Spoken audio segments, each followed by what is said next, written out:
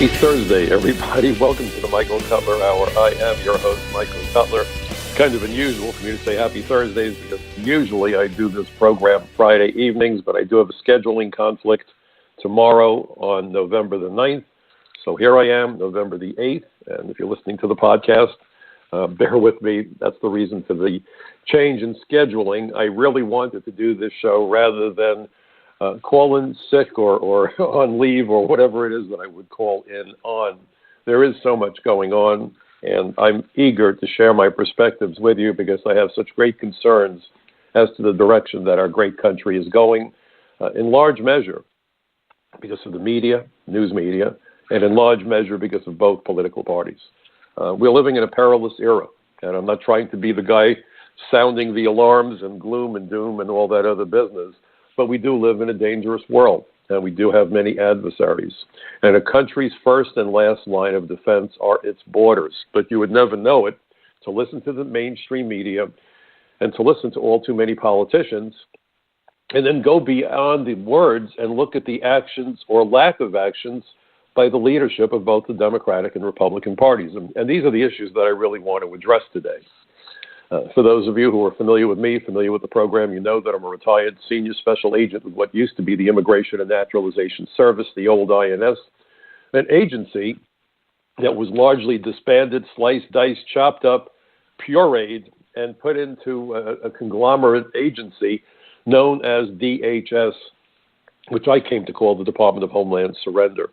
And in fact, I feel so strongly about how for decades, our country has failed to secure its borders, enforce its laws, leave the door literally, figuratively open to criminals, terrorists, and folks who would take the jobs that Americans desperately need to be able to support themselves and their families, that I wrote a major article for a quarterly publication that I've been writing for many years, The Social Contract. The name of my article, appropriately enough, Sanctuary Country, Immigration Failures by Design. And if you look at the announcements for my program on Blog Talk, you can see the link to my article over at The Social Contract. And in fact, the editors of The Social Contract, the publisher, got so taken by the theme of my article that the theme for the entire edition became Sanctuary Nation. So understand that it's not that America is incapable of securing its borders. It's not that America is incapable of enforcing its laws. It's that America lacks the will because the immigration system, which should be in part a law enforcement system, instead has focused on being a delivery system. And what does it deliver? I'm glad you asked. It delivers an unlimited supply of cheap, exploitable foreign labor, and not just the illegal aliens who are terribly exploited and made to work under dangerous conditions, often hellish conditions, but it's also the high-tech workers because of the H-1B visa program that defrauds Americans out of their jobs. How many times have we heard the lie? Well, Americans just can't do the work. We're too stupid. No, what's stupid is anybody who would fall for that lie. We have heard case after case after case ad nauseum about Americans having to train their replacements from India. These are Americans who have been doing high-tech jobs for years, in some cases decades, acquiring the experience, acquiring the education, doing their jobs extremely well. At Disney, many of their workers got the highest possible evaluations days before they were fired and ordered to train their replacements. Think about it. But we hear the lie, and we're hearing it from the left, and we're hearing it from the right. Americans are too stupid. Americans can't do the work. Americans are too lazy. We need to bring in the world's best and brightest for America to lead. It's a knife in the back for every American worker and every American worker's family. It's not that we lack the talent, and it's not that we lack the personnel. We lack moral leadership in Washington, and we lack moral leadership in city halls and state capitals around the United States. Sanctuary cities, case in point. And if you listen to the news media, God help you, if you don't need a barf bag, then you come to understand that they are nothing more than outlets for propaganda. That's what this nation has turned to. The First Amendment, freedom of speech, freedom of expression, the right to peaceable assemblage is essential to a democratic process. The American people need to be able to speak to one another. But of course, when you flood America with people who speak umpteen different languages, we've created in America a true Tower of Babel. And the pollsters and the news media do nothing more than help to exaggerate and exacerbate the differences that we face. You know, the nonsense, the garbage, the lies, the Latino voter, the black voter, the Jewish voter, the Christian voter. Folks, as Americans, we have shared common concerns and goals and dreams. Number one, and I don't care your leanings politically, and I don't care the color of your skin or how you worship or don't worship. We expect of our government a military that keeps our enemies as far from our shores as possible. We expect from law enforcement that they will keep our streets as safe as possible. And we expect from our schools that our schools will educate our kids so that any American, irrespective of what I have come to call the insignificant factors, the superficial factors, race, religion, ethnicity, gender, any American willing to study hard, work hard, and benefit from a little bit of good old-fashioned luck can write the next great American success story. What in the world does that have to do with being a Latino voter? Do you really think that Americans of Latino ethnicity are thrilled that their kids are going to wind up going to school with gang members? How thrilling. I hope my kid gets to go to school with MS-13 members. Maybe they will invite him to join. Really? But you see, it's not just about Latino criminals, because human nature is human nature. And as an immigration agent, I've arrested criminals from all over the world. It doesn't matter about skin color or ethnicity. Human nature is human nature, and we all bleed red. So we hear this divisive garbage, and every time there's an election, the pollsters go on TV with their magic markers and all of their nonsense about Latinos and blacks and this one and that one. We're Americans. We're Americans. E pluribus unum, out of many one. But of course, what we're witnessing, in my judgment, is a divide and conquer strategy.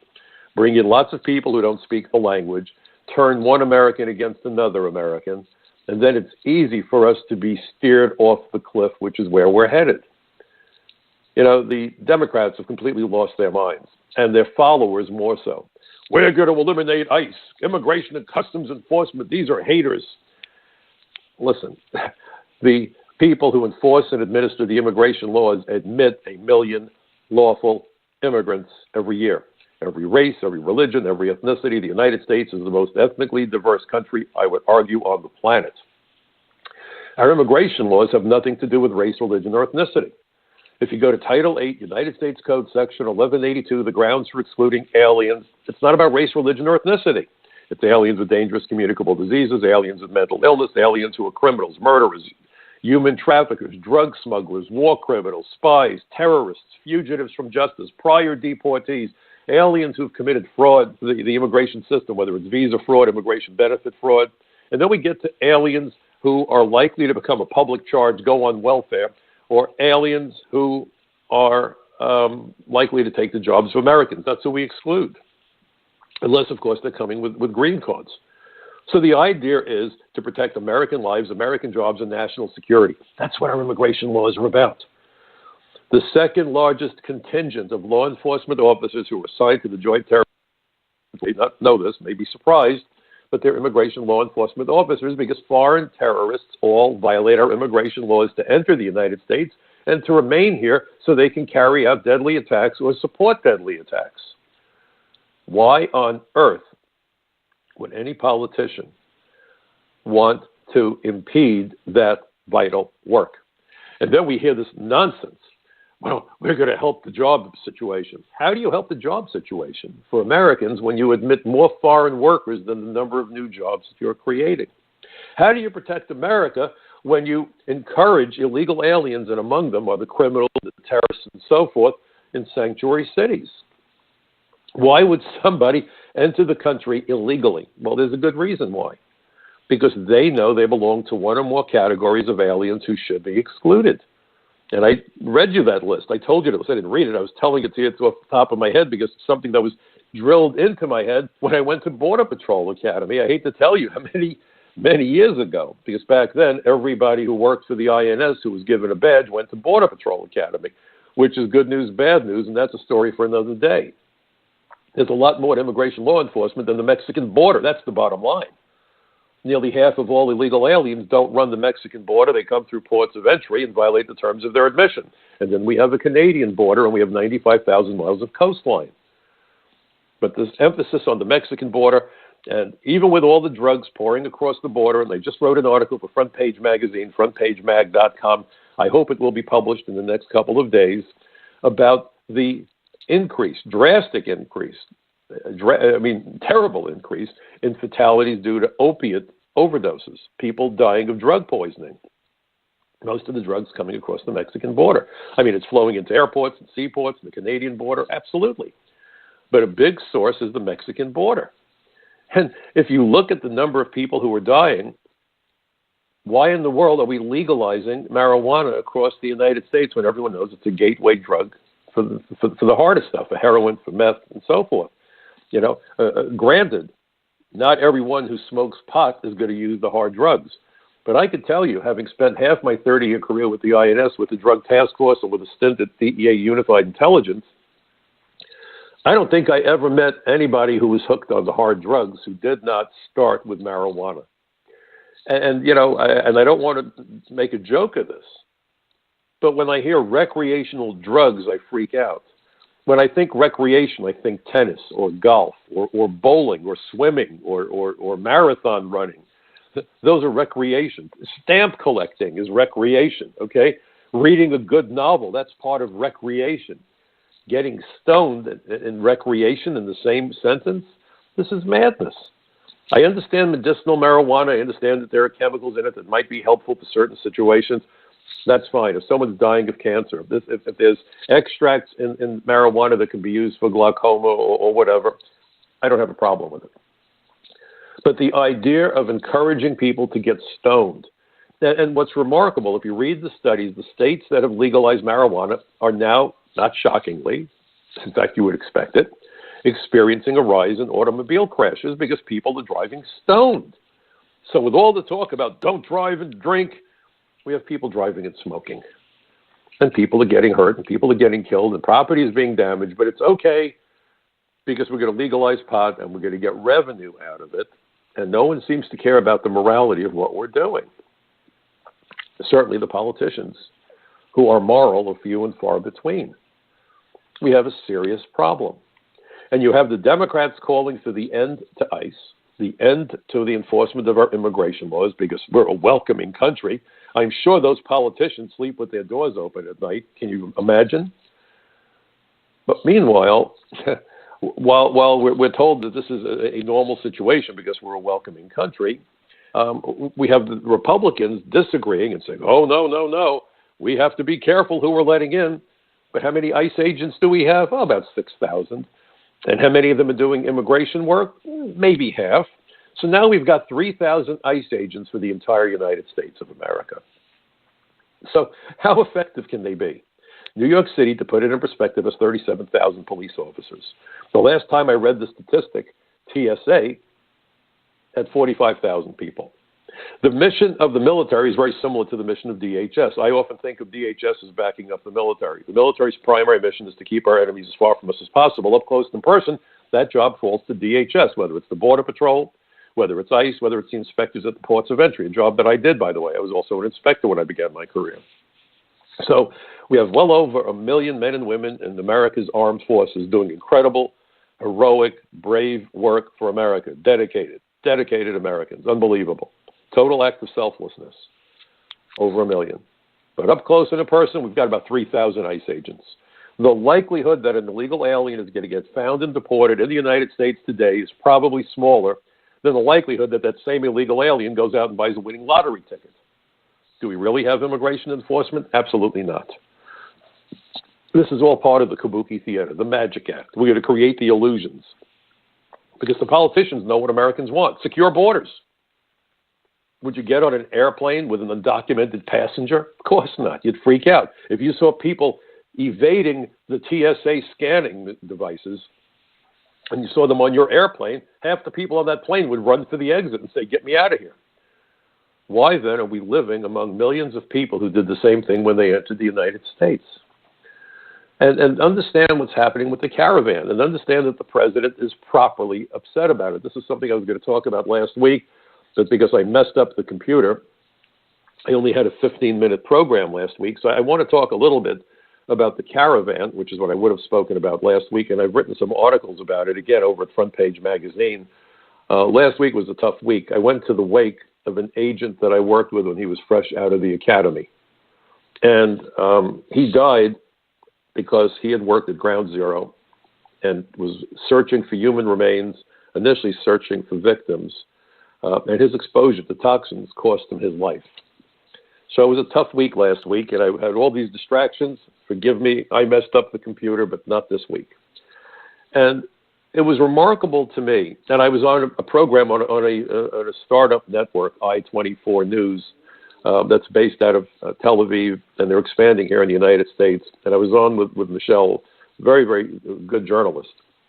And we were talking about the president and about the concerns that he has.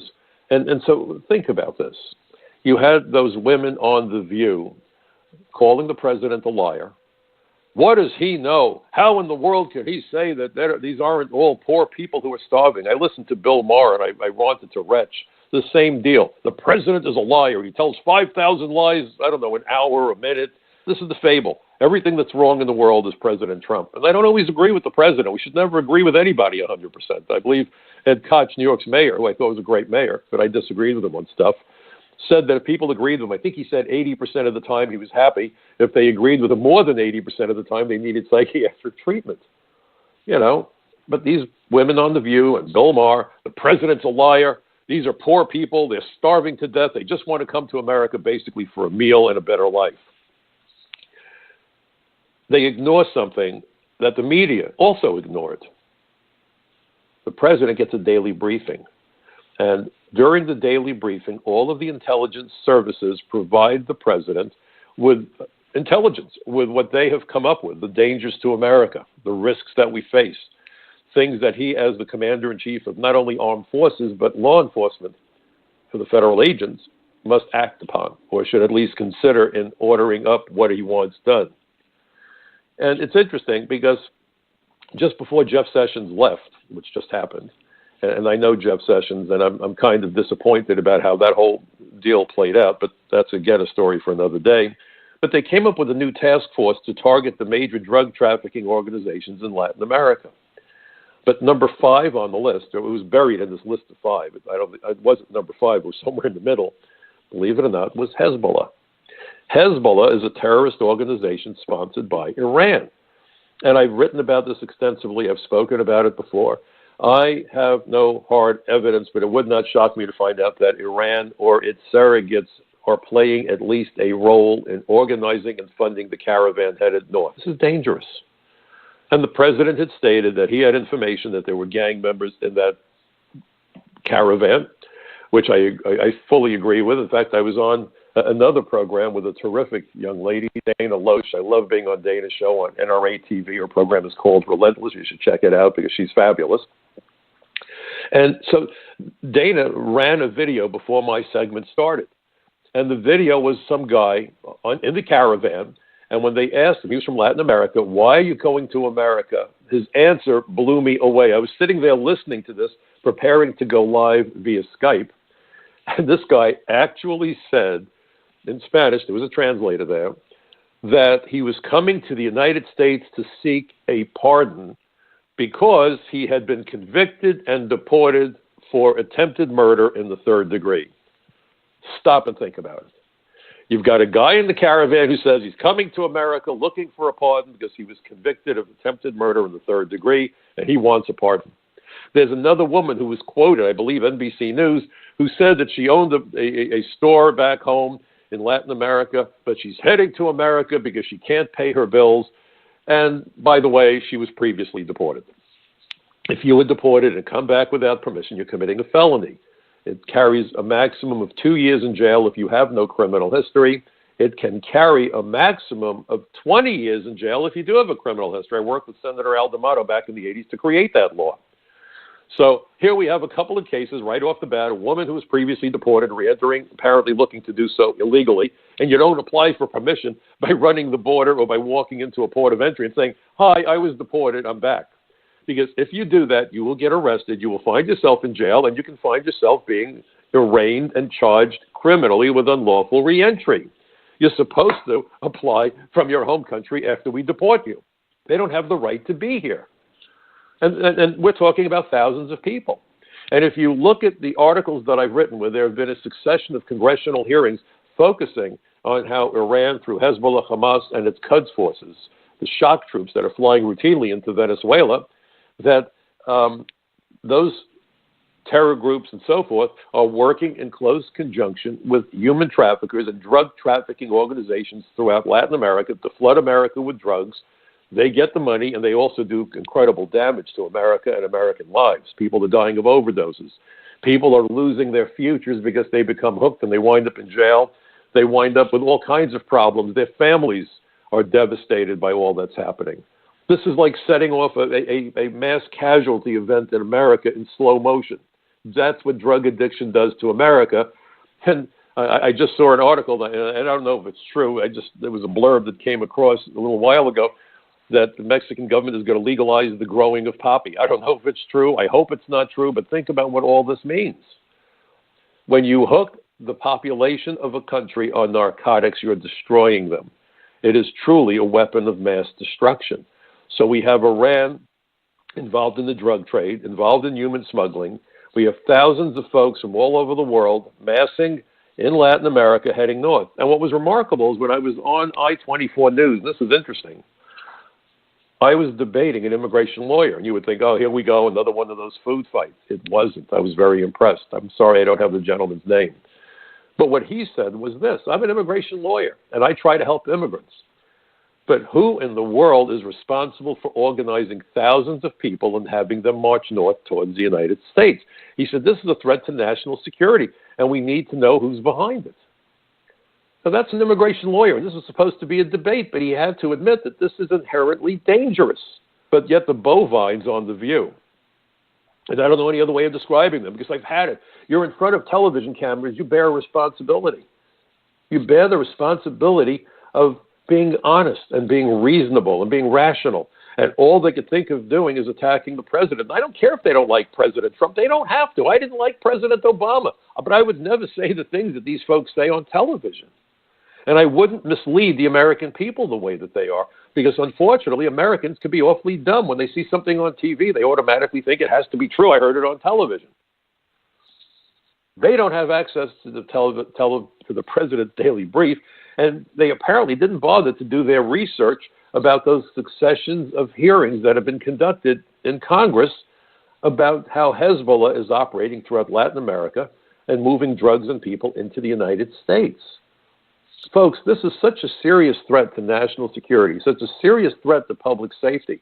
And there's been a succession of experts who have been brought in by both parties at these hearings warning about what's happening in Latin America with Iran.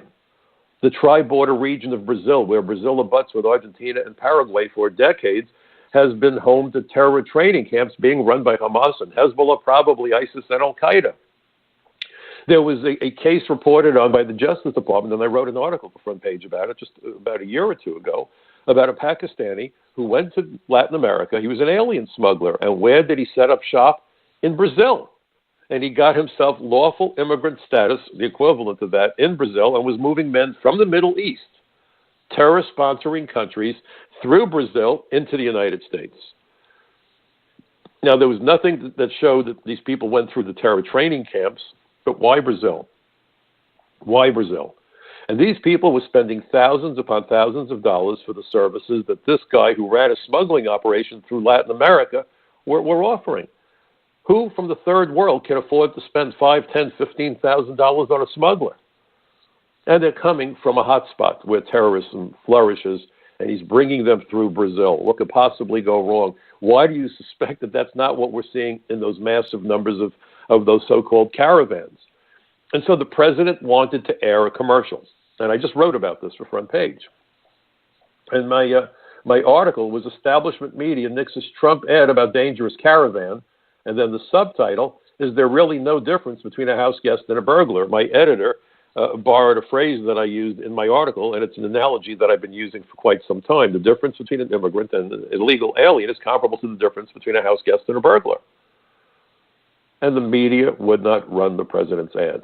Fox News reportedly ran it and then pulled it. And what was the problem with the ad? They said, well, it shows a bias against Latinos. Well, I watched the commercial. The link is there. Watch it. Watch it. Don't take my word. Never take my word for anything. Fact check everybody. fact check everybody. You're not going to insult me. I'm happy when people fact check me. I was on a very conservative program in New Hampshire years ago. And what was so remarkable, PolitiFact fact checked me. And they're very, very liberal. And they came back and gave me 100% honesty rating. I thought that was kind of fun. Because I'm not going to BS you. That's not how I operate. Either I have the facts or I don't. That's how I did my job as an agent, and that's how I do what has become my job since 9/11, trying to inform as many of our fellow Americans and our alleged leaders as I can possibly inform, because we are in a dangerous situation, an extremely dangerous situation, a situation that costs people's lives virtually every day, one way or the other. And so if you stop and understand the threat that we face, the president says this is a dangerous caravan. The commercial starts out saying there's 7,000, and the media took issue with that number. Again, I'd like to know who's doing the counting for them. The president said 7,000. If he's off, so be it. We've been hearing 11 million illegal aliens forever, and then along comes Harvard and MIT, and they said, there might be twice as many. I would argue 3 or 4 times as many, but even there they said, gee, the problem is a lot bigger than anybody realized. So we have the president saying 7,000. Make of it what you will. And then he shows the video of this piece of trash, human detritus, subhuman, big, bald, fat, disgusting-looking piece of trash, who is being prosecuted for the cold-blooded shooting death of 2 police officers out on the West Coast. And there he is in court laughing and saying, I only wish I got to kill more of them. Think about it.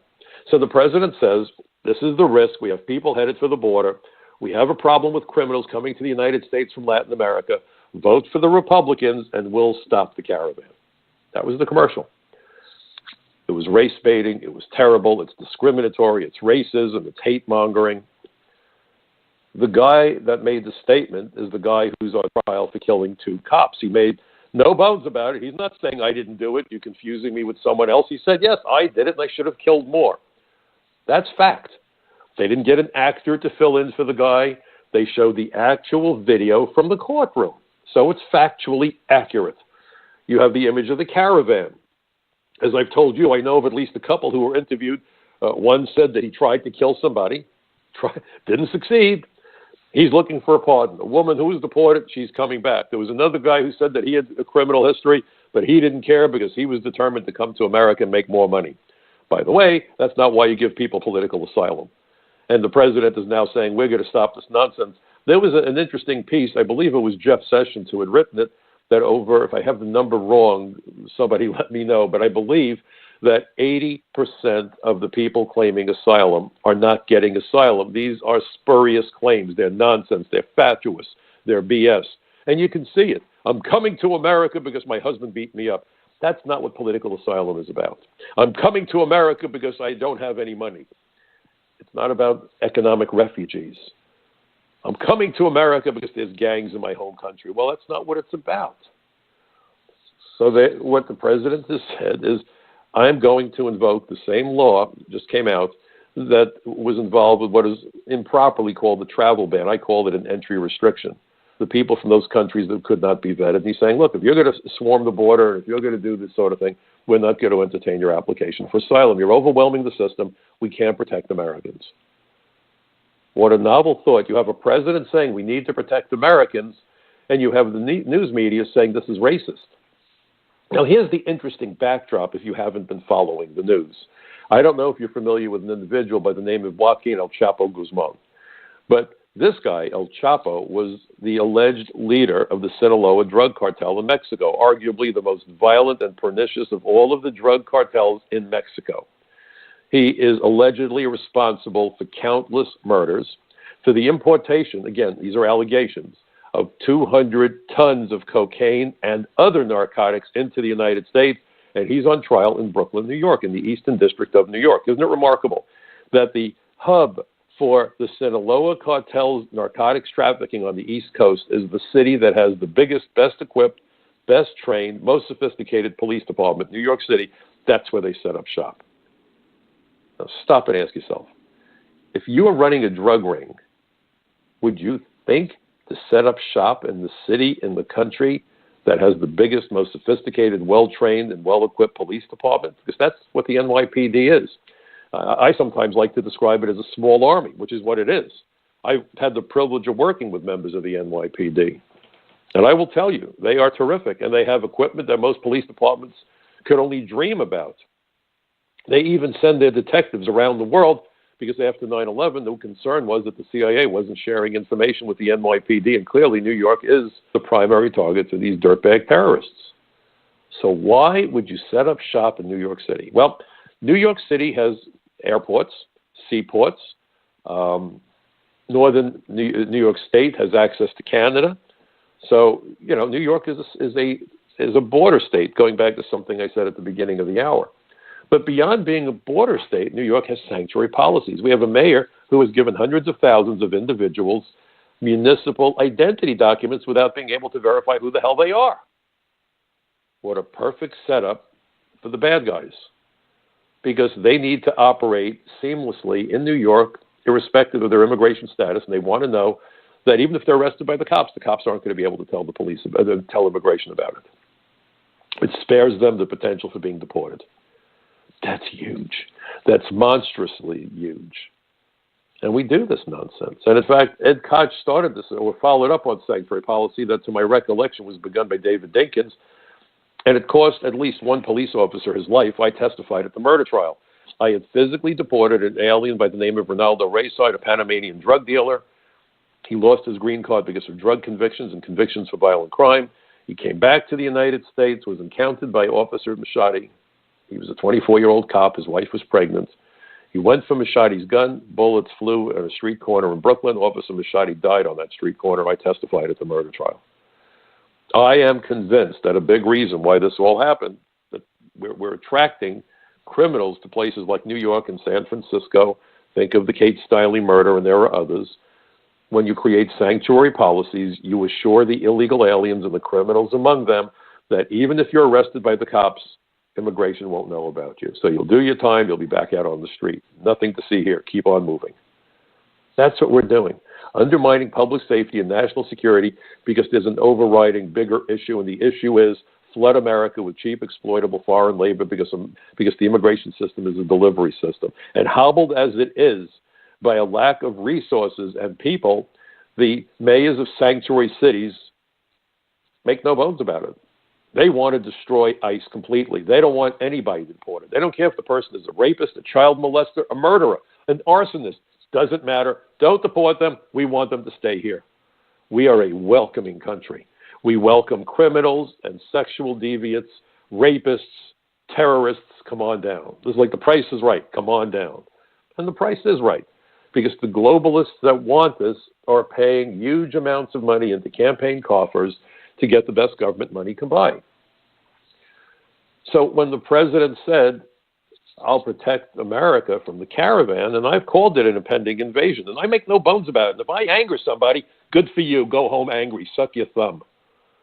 We have an orderly process. We admit tens of millions of foreign visitors into the United States every year, and we're very lax in that program because nearly half of all illegal aliens were admitted, and then they violate the terms of their admission. So how tough are we making it for aspiring illegal aliens to enter the United States? It's kind of like taking candy from a baby, and that baby's asleep.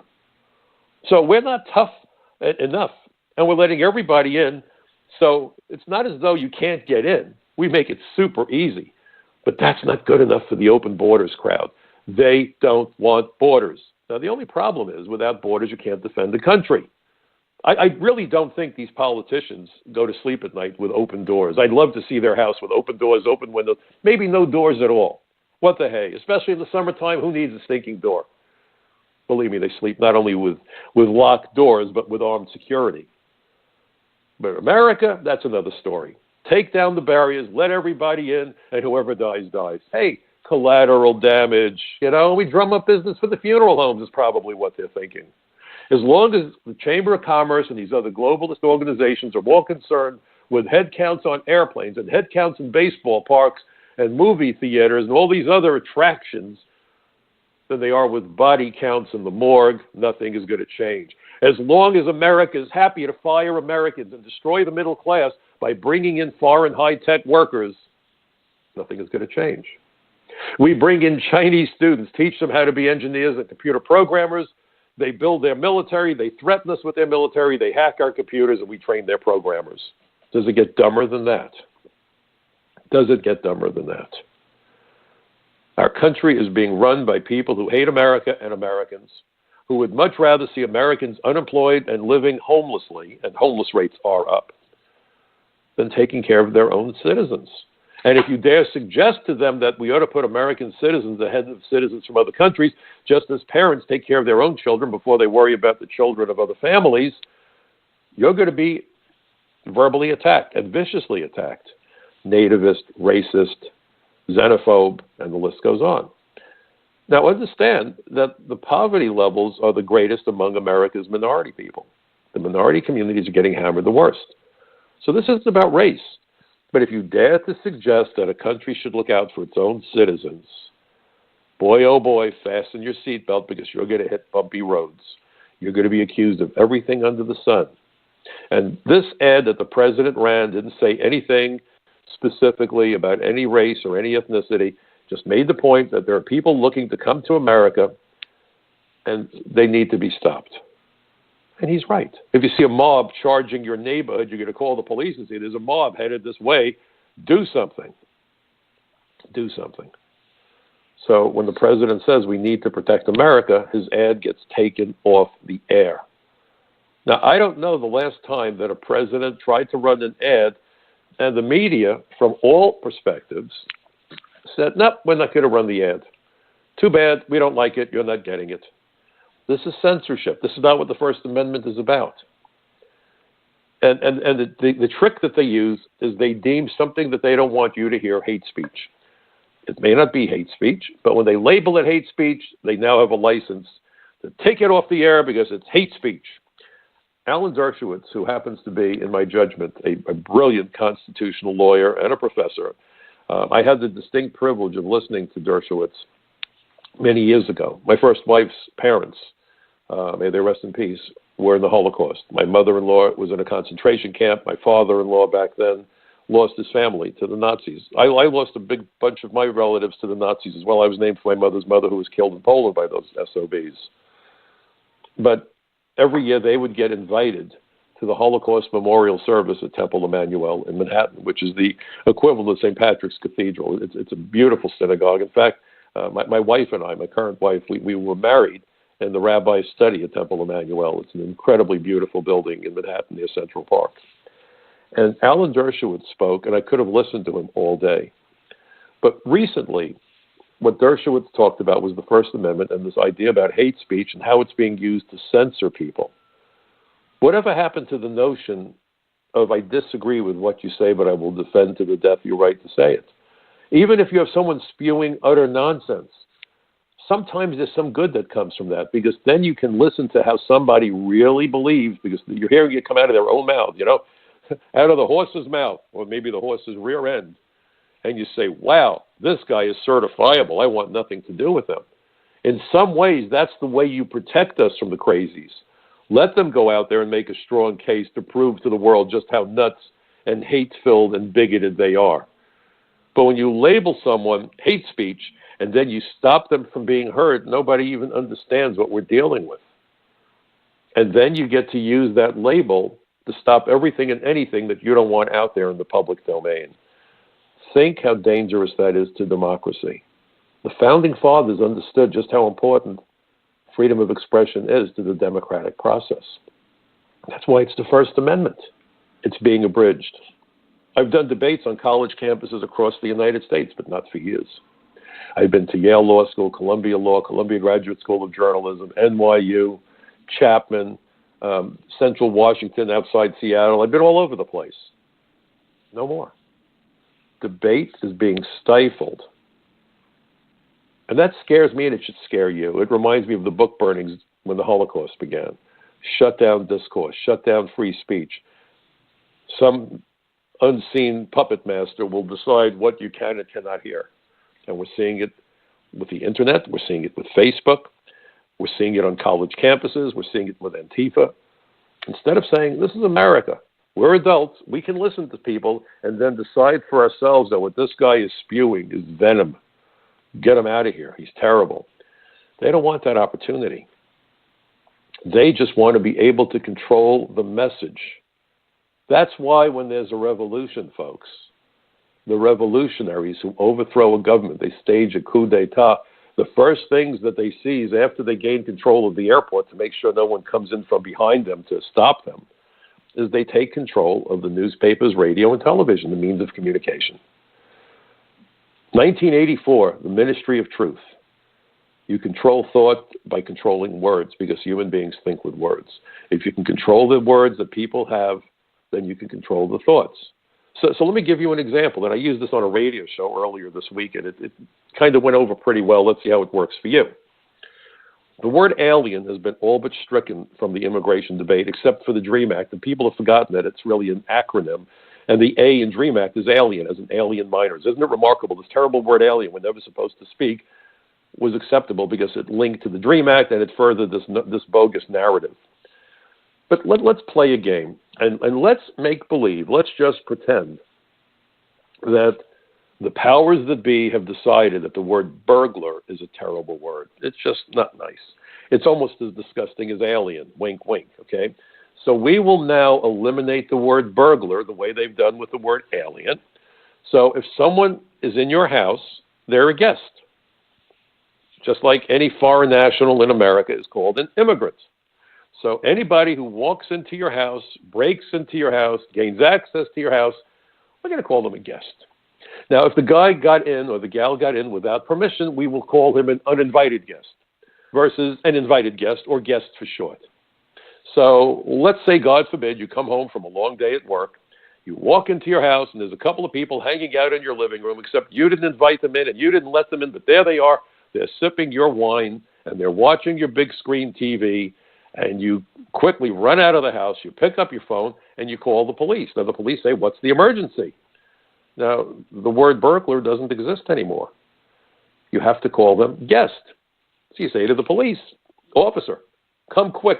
I have 2 guests sitting in my living room drinking wine. And the cop says to you, is that a problem? This is what we're doing with language.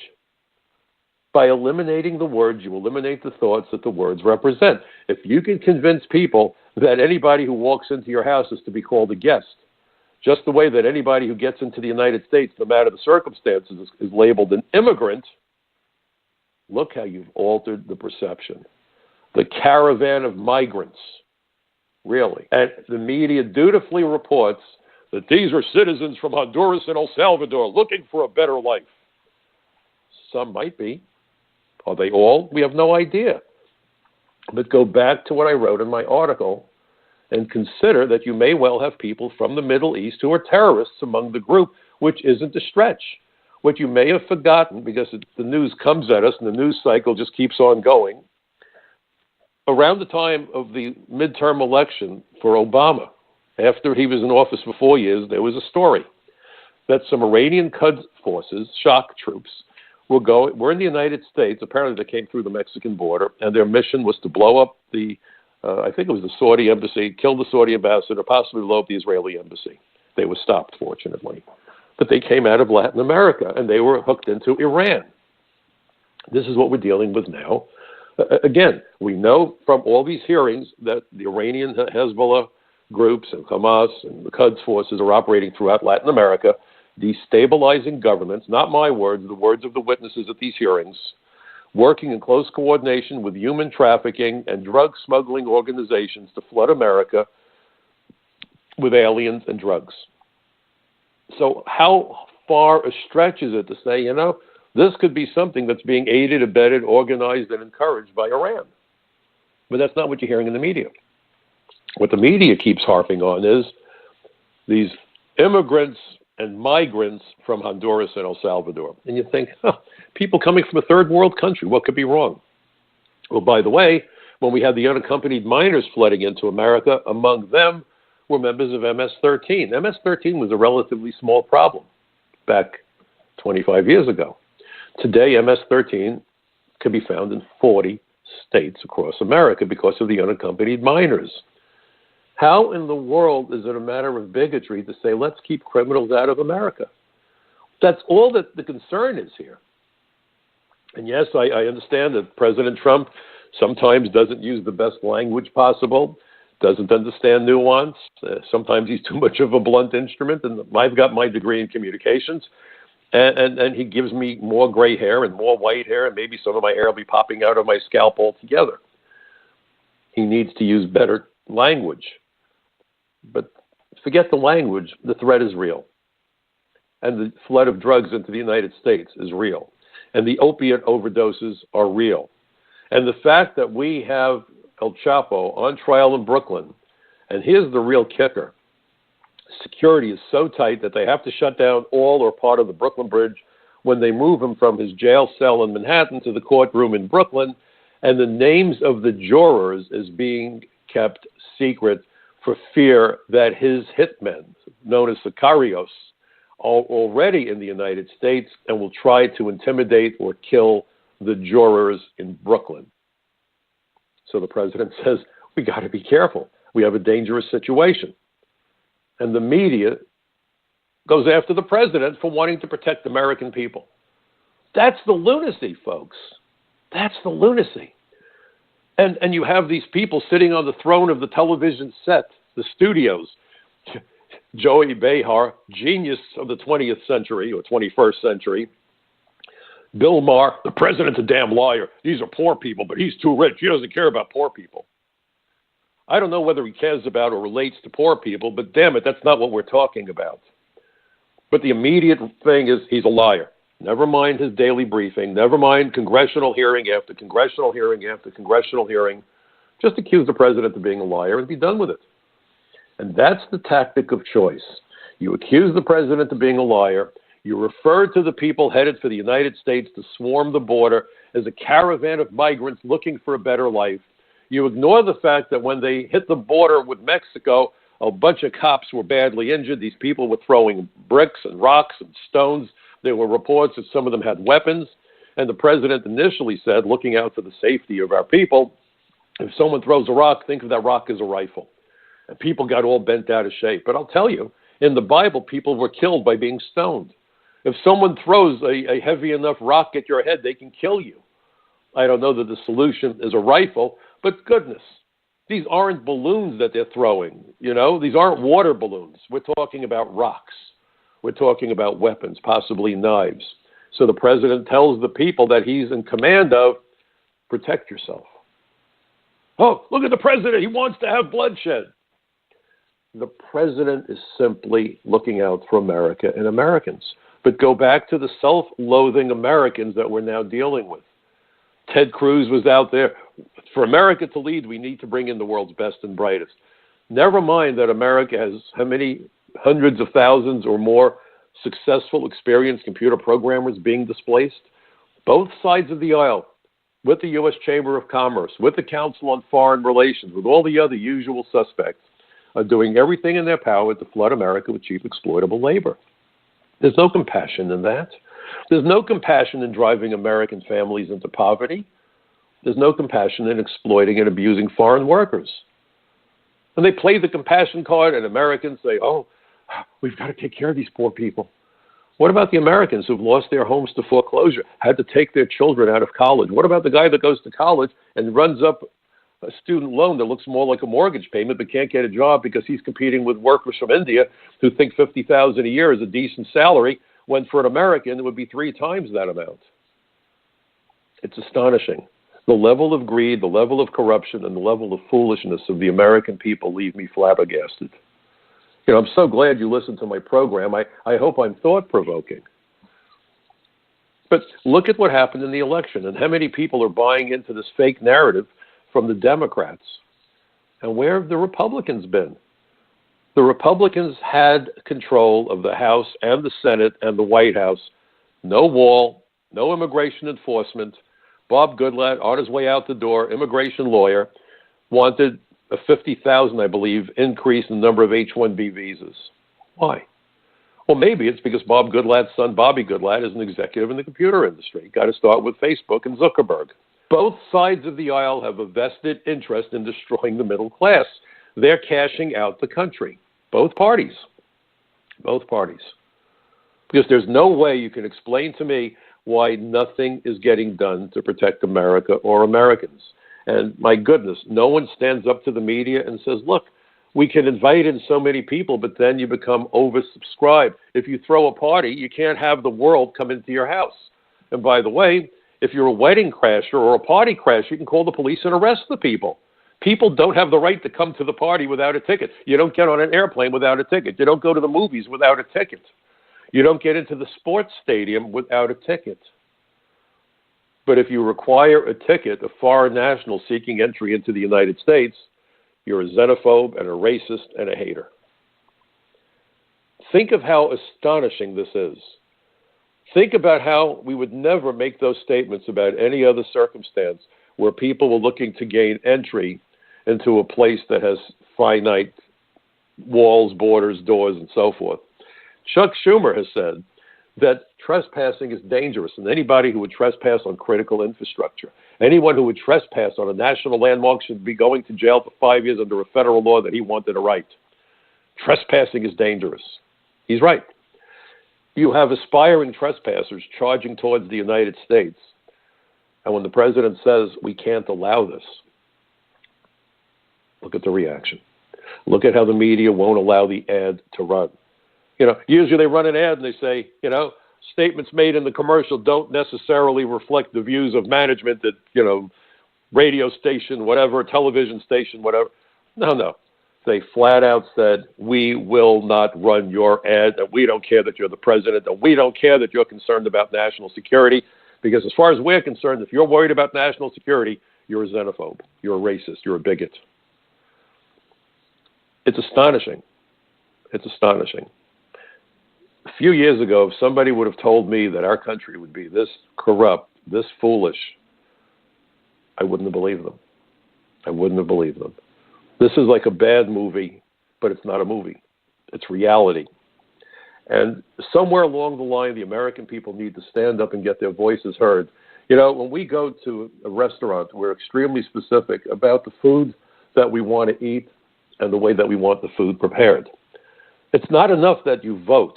And by the way, look at the choices you get most of the time. Cancer or a heart attack. Heads they win, tails we lose. The solution is for us to get involved early on, like starting tomorrow morning.